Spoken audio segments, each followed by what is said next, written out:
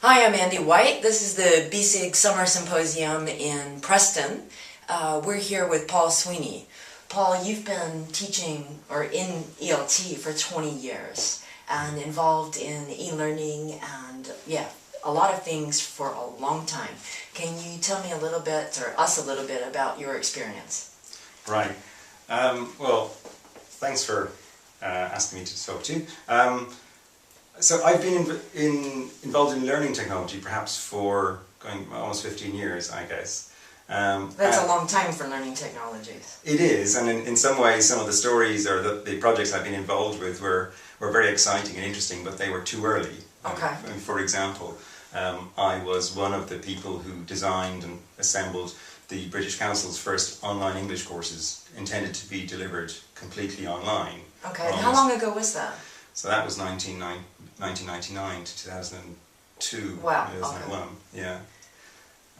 And at the time, that was a challenge, and that didn't quite work out, because you can see there was so many things that we now take for granted in terms of internet access, in terms of the number of people speed of access, the number of people who have access, people's general level of skills, people's expectations, etc.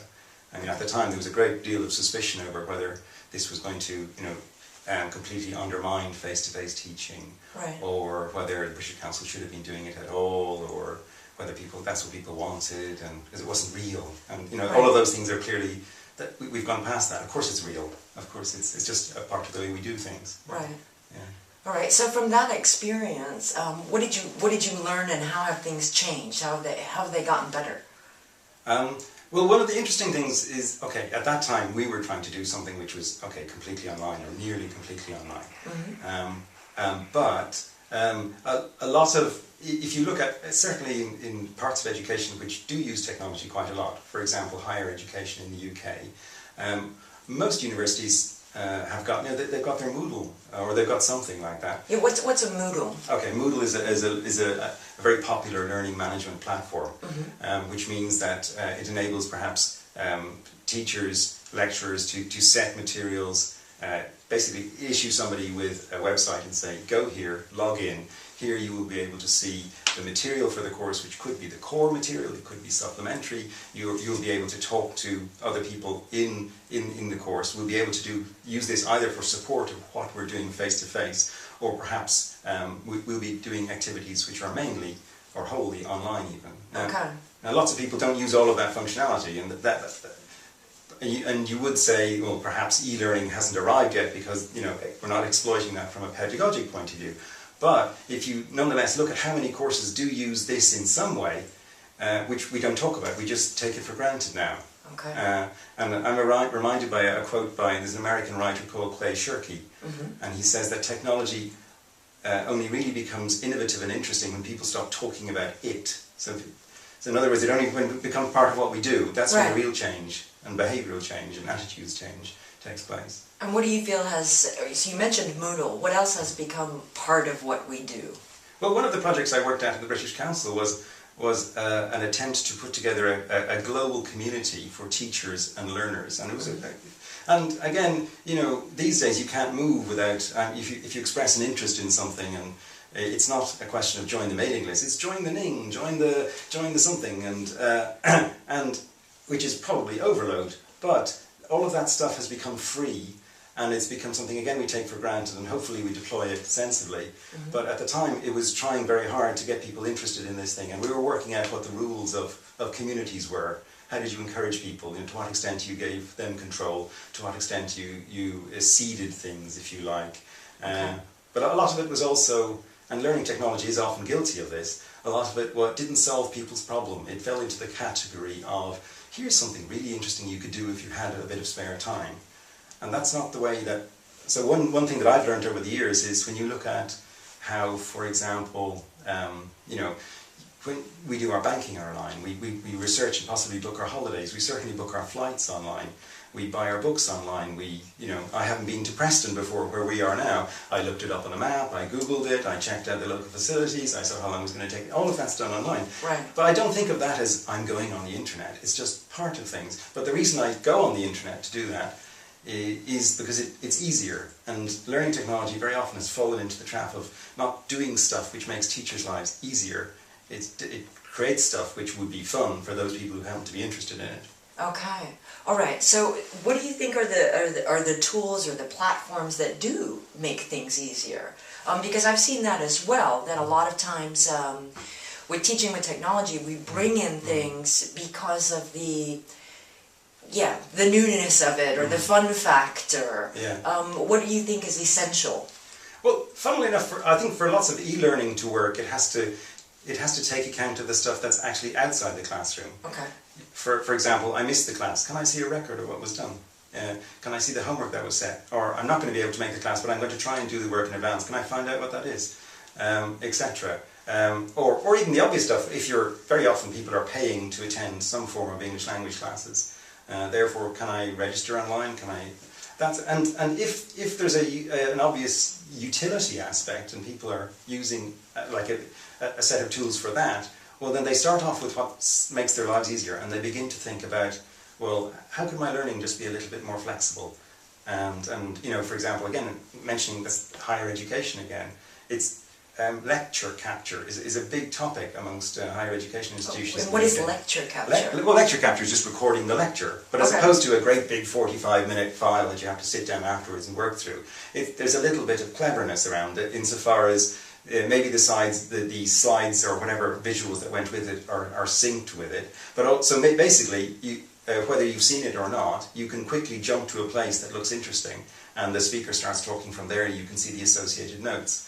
Now that's not pedagogically fantastically interesting, but in some ways it reinforces the old stand and deliver model, but you can see how it makes people's lives easier, because I missed it. I missed the lecture. So. It makes you more autonomous as well. You can go back and even if you didn't miss it, you could watch it again, review it again, review it again, review it, or review it again if you do it a few times.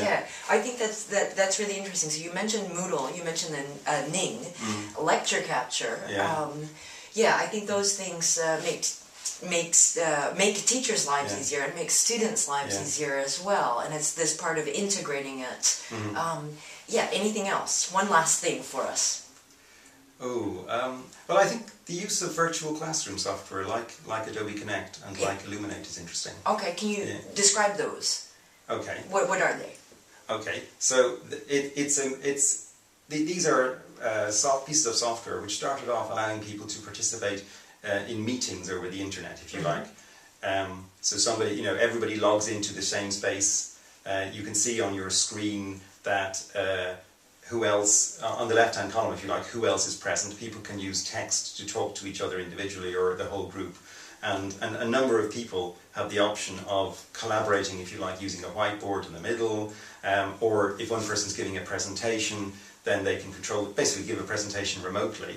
But you can now, like everything else, it handles webcams, and people are beginning to use these. There's a new market developing, really, especially in business English, I guess, for people using this sort of technology. I mean, Skype is another example. Doesn't have as many features to teach remotely. And again, one of the things that's changed over the last couple of years is people before wouldn't have said that was a valid face-to-face experience. I want face-to-face, and now that they accept that can work. And these tools, they're not expensive, and they're relatively accessible for teachers without an amount of training, and more and more people are using them. So I think that's interesting. And again, the last thing I'd say on that is it's not about replacing the face-to-face necessarily. It might be about extending the face-to-face or doing it around. It's really about making things easier, and I think reaching people that you wouldn't have the opportunity to reach otherwise. And not only for teachers and students, but what you mentioned before about this community, as with the Ning, BESIG also has a fabulous Ning. Lots of people communicating and bringing it together. But so you've got teachers and students, but you've also got the teacher training aspect and the workshop aspect, a great deal of what's taking place in Preston is also online. It's fabulous. I think that these spaces, because the digital, what it gives us attending conferences the chance to do is obviously revisit some of the sessions that we saw, we'd like to see again, or the ones that I didn't make that were recorded. But your point about community, I mean, community, obviously it's a word that gets used a lot, but what on earth is a community? I mean, obviously a community of practice, a group of people working on the same sort of task. But it's something like the BESIG or any of the other IATEFL SIGs, we're too diverse a group of people in some ways. So what's the unifying factor that's going to bring people together occasionally? What's the means that's going to make that engaging? And so it's not just sharing, because I might as well share my holiday photographs with you, and I don't know you that well, so I don't want to do that. But how about, you know, if you know something, you know, because in your line of work, you've done a lot of work on, for example, Moodle, this platform we mentioned earlier. And I'm particularly interested in that because I'm not very good in it, but I'd like to find out a bit more. You know, perhaps using this virtual technology, you could very easily just set up a remote presentation to just talk me and anyone else through it. Right. And because it's done synchronously, you know, because it's at the same time, because I can see you on your webcam when you're talking, you may not feel comfortable with that, but it makes the a little bit more interesting for me. Or you can see me if I'm asking you a question. Mm-hmm. I think that all builds community. Yeah. That's a good thing.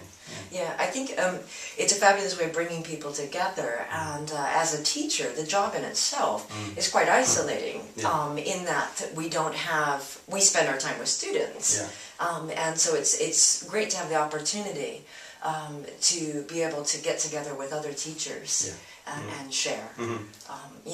Teaching business English where you go in company. Mm-hmm.